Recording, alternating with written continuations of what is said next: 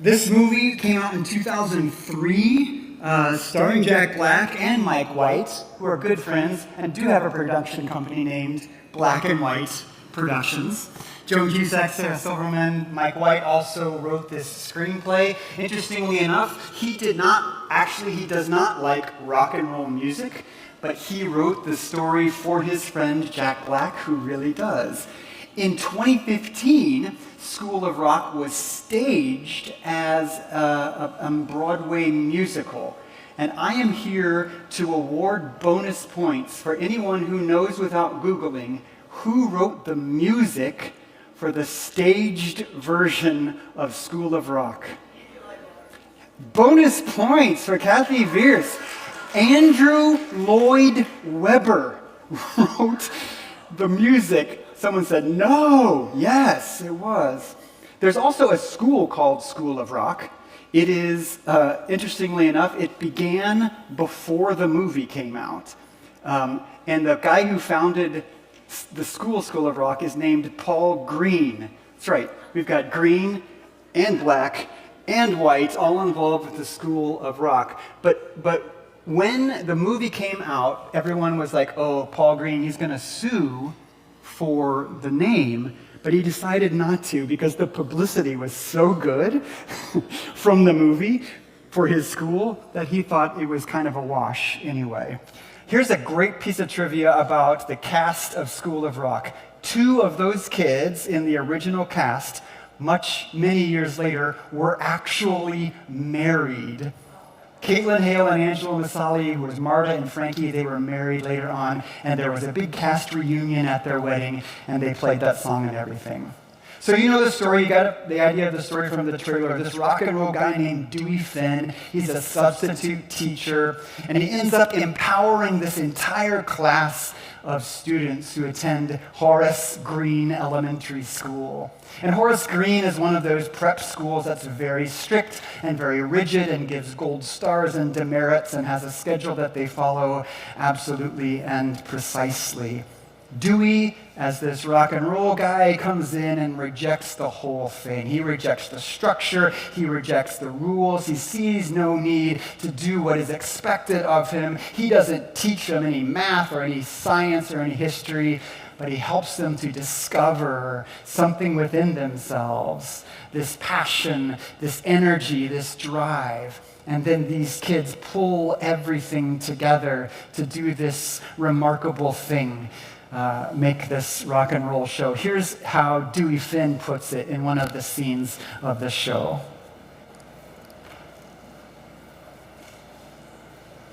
Blondie, Blondie. For Lawrence, yes, that's the name of the band. Listen to the keyboard solo on Roundabout. It will blow the classical music out your butt. Okay, for you, Rush, 2112. Neil Peart, one of the great drummers of all time. Steady up. Are we gonna be goofing off like this every day? We're not goofing off. We're creating musical fusion. Well, are we gonna be creating musical fusion every day? Yeah, get used to it. We are creating musical fusion. They are bringing their passions together to do something, this school project. And yeah, it starts out with kind of dubious intentions, but by the end of the story, everyone is all in, and these kids have become a community together. Dewey Finn is clearly operating by a totally different set of rules than Horace Green Elementary School, just like Jesus happens to be operating by a completely different set of rules than the authorities of his day. There were some people around Jesus who were also pretty rigid about the rules. They had 613 of them that you're supposed to be following, by the way.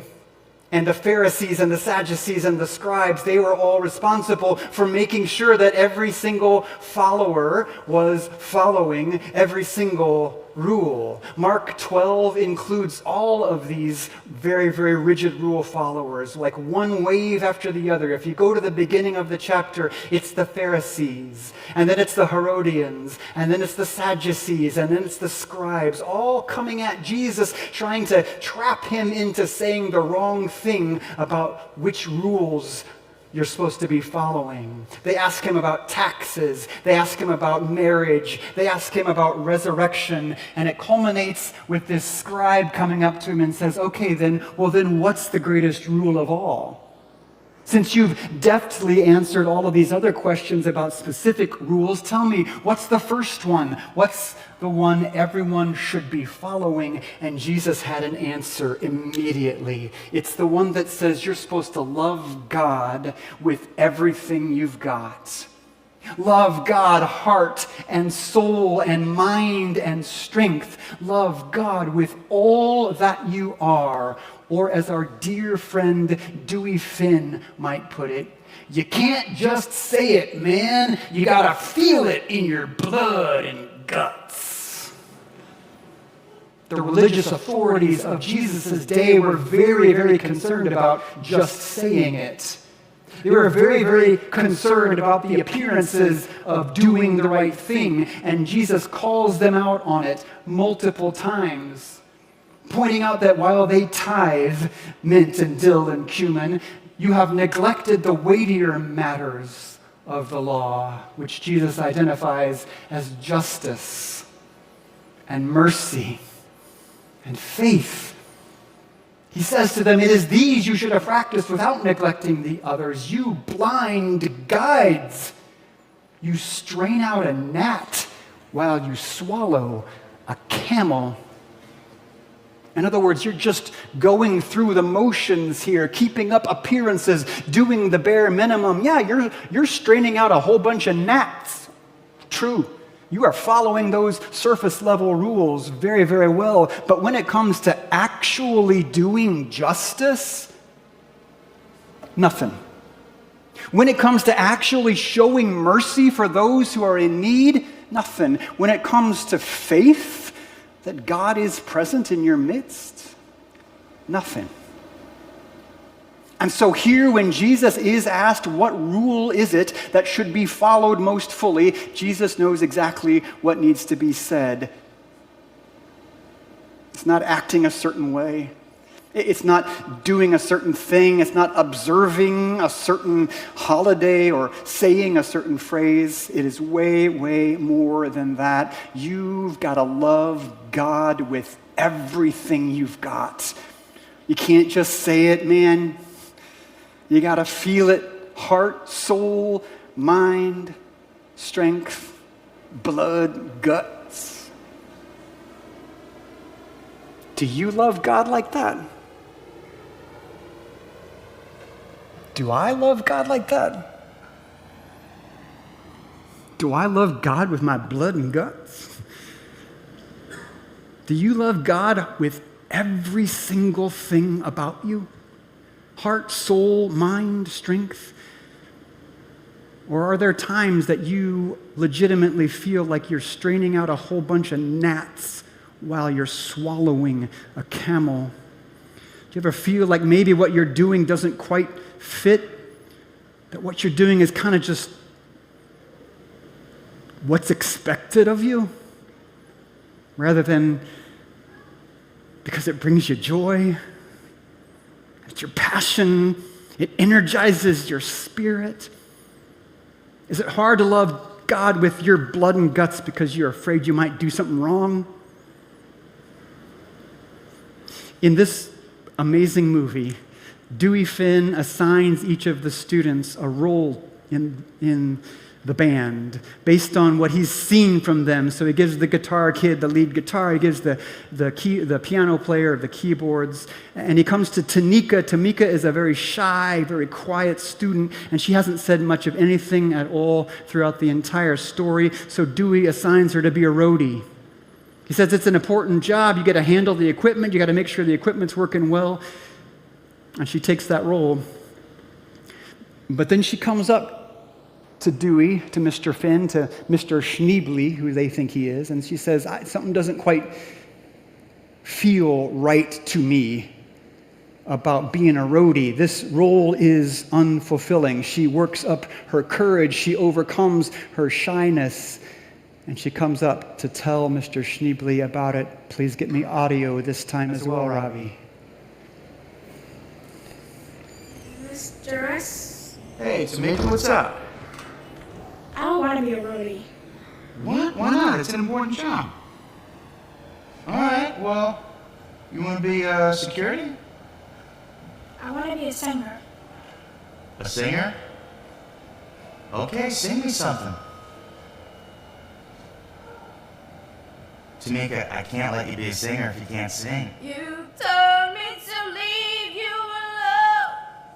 My papa said, come on home. My doctor said, take it easy. But your loving is much too strong. I'm welding to you. Chain, chain, chain. Oh, my goodness. Nice pipes, Tamika. Why didn't you raise your hand when I was looking for singers? You're in. Welcome aboard. Oh, okay, perfect. Pink Floyd, Dark Side of the Moon. Listen to the vocal solo on The Great Gig in the Sky. All right? All right? And so Tamika becomes a singer in the band, and she actually ends up with a big solo in the big final scene. She discovers this passion, and she names the passion out loud, and she becomes a full part of this community. It turns out that discovering the passion, that saying it out loud, that living into it, it feels really, really good. When she sings, she feels like she belongs. She's a part of something that's bigger than herself. There's so many things in this one little scene. The first is this: if you feel unfulfilled, it's okay to say so. If you feel unfulfilled, it is okay to say so. In fact, that's the only way you're going to get from where you are to fulfillment, is if you name it. You say it. This doesn't feel right to me. It doesn't feel like what God wants me to be doing. 2, if you have a gift, you got to share it. I want to be a singer. Well, then sing. And even then, you saw, she was reticent. She held back just a minute. I can't let you be a singer unless you sing. And then there it is. If you have a gift, you got to share it. You can't be a singer if you don't sing. And then finally, once you find it, once you find that thing that lights you up, that brings you joy, once you find your passion and once you start using it for the good of the whole, it feels really, really good. In fact, the intersection of that thing that brings you joy and the needs of the community you're a part of, that's your calling. That's the divine calling in your life, where those two things meet. I'm really, really passionate about Star Wars. But it doesn't necessarily align with the mission of the church. That's not my calling, right? What are you passionate about, and where does it meet the needs of the community? That is your divine call. We all get that feeling from time to time that we don't quite fit, that something isn't as fulfilling as it could be. It feels obligatory instead of passionate. Sometimes it means things have changed in your life. Sometimes it means your true gift remains undiscovered. Sometimes it means you are trying to be someone that you are not. You are trying to be someone that you perceive others expect you to be, rather than to be your true self. Dear friends, Jesus does not want that for you. Jesus does not want you to be someone you are not. Jesus wants you to love God, heart, soul, mind, strength. Love God with everything you are, with your blood and guts. Spiritual growth is that process of discovery where you discover your gift, you discover your true self. And the church is a community of people that are doing that together, encouraging one another in that process, building one another up along the way, as we all discover ourselves and then celebrate as each discovery is made. It's not something we just say around here. It is something we feel in our blood and guts. It's a part of who we are. And where we share it most visibly is when we come to the table together.